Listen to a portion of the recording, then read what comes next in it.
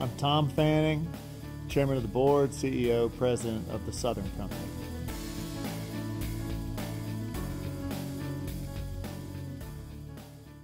What we've got to do is clear the economic landscape for the recovery to occur and then to sustain itself.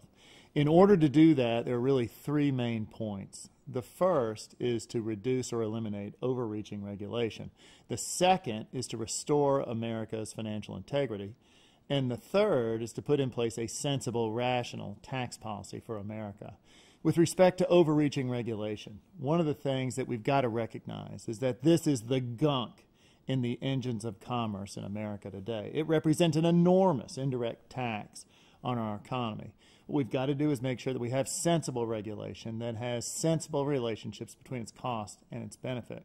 With respect to restoring America's financial integrity, I run my business by the notion that value is a function of risk and return. Well, one of the things we got to do is apply that principle to how we think about the fiscal implications to the United States. For example, return. We've got to reduce the cost of government. We've got to eliminate unnecessary waste. Secondly, what we've got to do is think about risk and think about the implications of the national deficit going forward. If we don't deal with these issues, inescapably, we will have higher taxes and higher interest rates. That's bad for business. That's bad for America. The third thing is a sensible tax regime in place. We've got to simplify this Byzantine network of regulations and rules and laws that we have.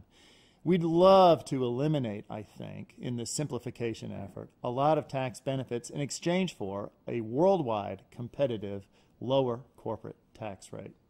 And then the second element really goes to taxing capital formation. Really two principles here. One is, let's make sure that we keep linked together tax policy on dividends and capital gains so we don't favor one form of investing over another.